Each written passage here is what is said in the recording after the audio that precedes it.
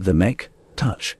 Chapter 28, Preparation. What happened after that? Vess asked over the comm as he rested on the couch.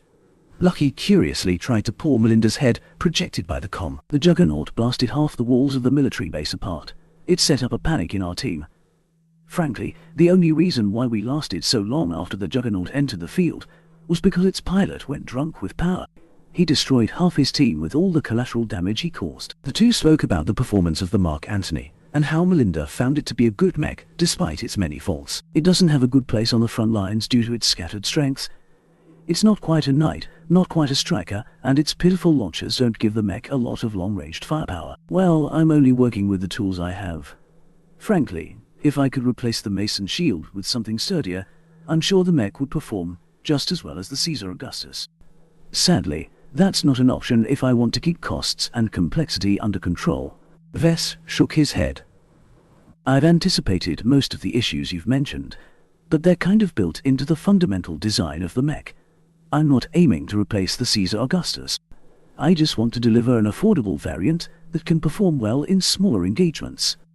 Melinda nodded. I'm certainly impressed with the mech. I kind of want to replace my patrol mech with it, but I know the pencil pushers in the guard won't allow such a thing. It doesn't have the endurance. After the conversation ended, Vess put the finishing touches on his second handmade mech and sent it off to be sold in the market.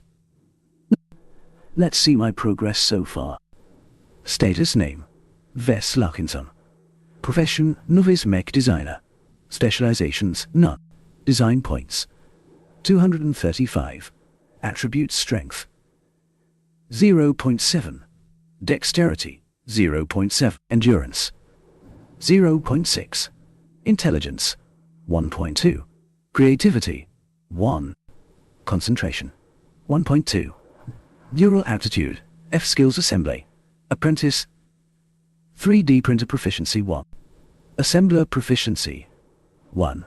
Business apprentice. Computer science incompetent. Electrical engineering novice. Mathematics incompetent. Mechanics apprentice. Jury rigging 1. Speed tuning 1. Metallurgy apprentice. Metaphysics incompetent. Physics novice. Lightweight armor optimization 1. Medium weight armor optimization 1. Evaluation almost reached the standards of an apprentice mech designer. His stats hadn't changed much since the last time he viewed it. His concentration had gained 0.1 points again due to his single-minded focus in mastering the Mark Antony. Besides sleeping, eating, bathroom rituals, and taking short breaks to reset his mood, he spent all his time fabricating the Mark Antony. His DP counter remained stubbornly stagnant, further indicating that the sales potential for his Fantasia variants had reached the bottom of the well. Much of his DP came from the 2 Mark Antonys sold so far. They offered much more for a single sale due to their higher value. It doesn't look like my Mark Antony model will catch fire, Vess noted disappointingly. With only a little more than a week left until the Yite, I won't be able to increase my subskills or attributes in any meaningful way. While he spent a lot of work designing the Mark Antony, then mastering its fabrication process, the things he learned provided marginal help at best when joining the contest. The contest only lasted 1 day, just long enough for mech designers to showcase their skills, without boring the audience to a multi-day engineering fest. The day before the main event, the organizers hosted a qualifying round in order to filter out the 8 best contestants. Both events revolved around designing and putting together a functioning mech out of a bunch of parts and a random, stripped-down model. It showcased the mech designer's skill in creating new mechs while skipping out the boring part of fabricating the parts from scratch. The old Vess without the system probably wouldn't get past the qualifiers. Even with all the additional benefits the system gave him, he might not even be certain he can reach the top 3. I shouldn't be obsessed with trying to reach first place. I have to keep my priorities clear. As long as I can find a single customer for my Mark Antony design, I've already won. The impending interest payment term loomed within a month, which caused Vess to bear immense pressure. I stand a much better chance in the contest if I can earn enough DP to buy the Jury Rigging 2 subskill before it starts. He already experienced the power of Jury Rigging 1. The skill energized with his creativity, allowing him to form unorthodox solutions to complicated technical problems. It did not add any new knowledge, but instead improved his ability to combine the knowledge he already learned into something new. An example would be to strip a laser rifle and turn it onto a shoulder mount. Though such a shoddy modification won't work as well as a purpose-built shoulder weapon, it should work well enough in an emergency. I should get my workshop ready, Vess reminded himself. If all went well, he should be able to find a customer for his new design. He'd have to get his workshop ready and running by the time he got back from the event. First, he took a look at his 3D printer. As a fairly old, second-hand model, it lacked the most current technology in fabrication. Vess meticulously went through the settings of the printer, and with the help of his improved knowledge in assembly, added presets that helped fabricate certain parts easier and with less errors. Then, he looked at his inventory. Besides the raw materials required to produce the HRF armor plating, he lacked pretty much everything else required to build up a Mark Antony. Vess took note of the list of raw materials and visited the local site of the Mech Trade Association. The MTA offered many services to anyone looking to build, buy or sell a mech. It conveniently partnered with resource wholesalers that allowed them to sell various raw materials through a convenient market interface. To fabricate the HRF requires about 11 million bright credits in raw materials.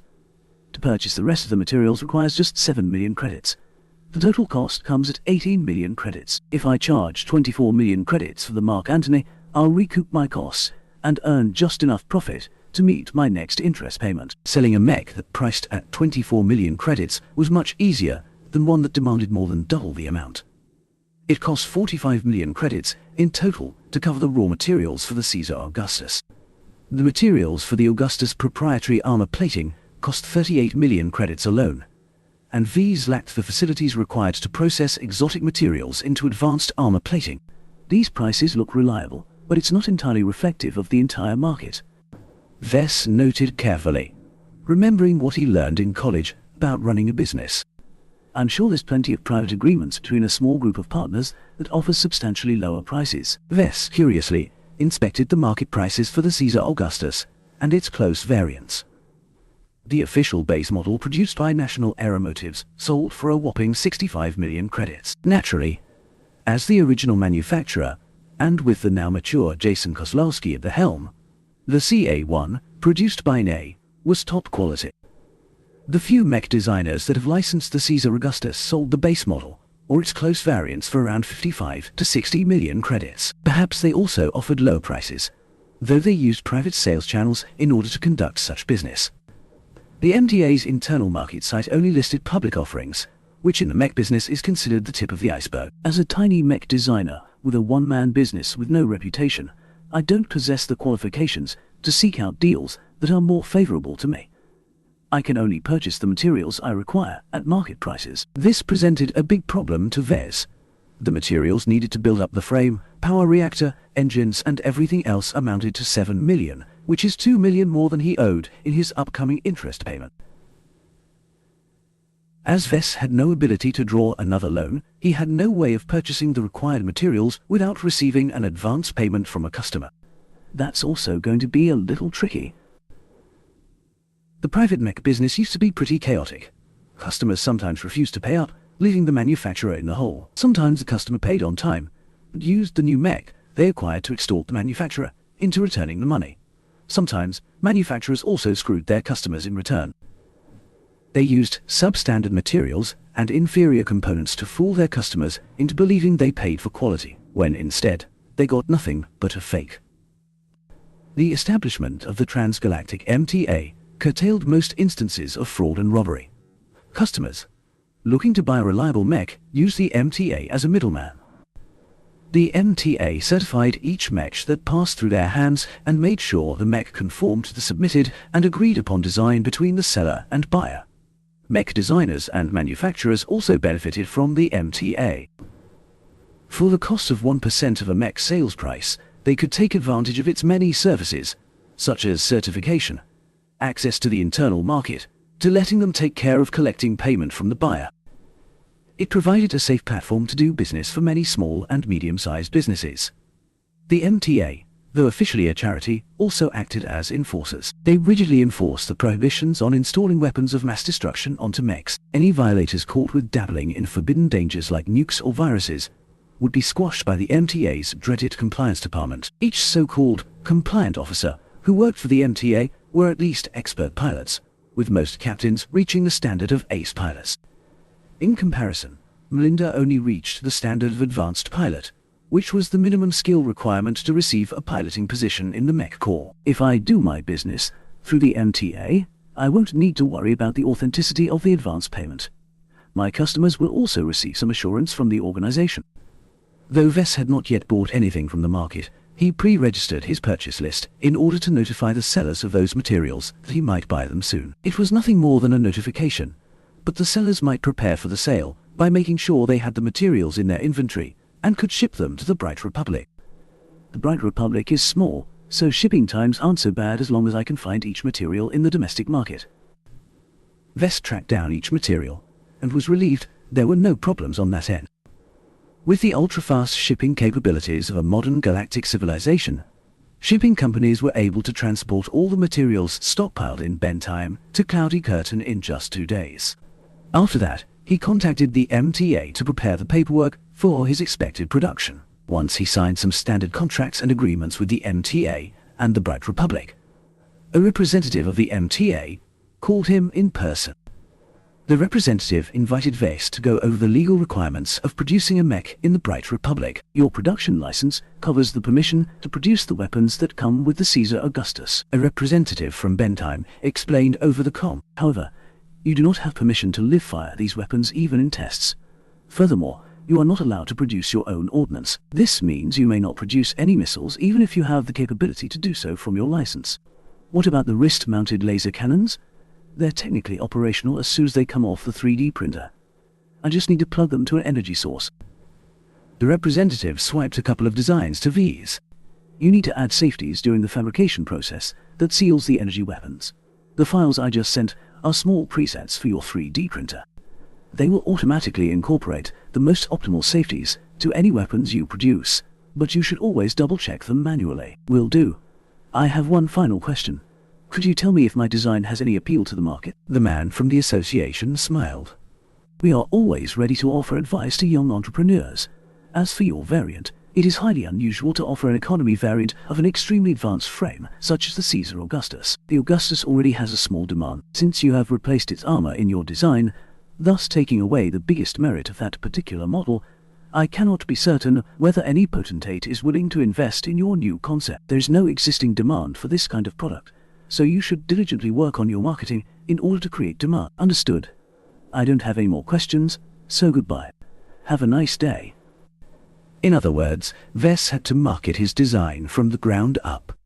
He couldn't steal any customers from the pilots interested in the base model, because they were unwilling to buy an inferior version when they had the money for the real thing. Vess should target pilots with less generous bank accounts, but those pilots usually bought dependable frontline models, not discounted advanced mechs.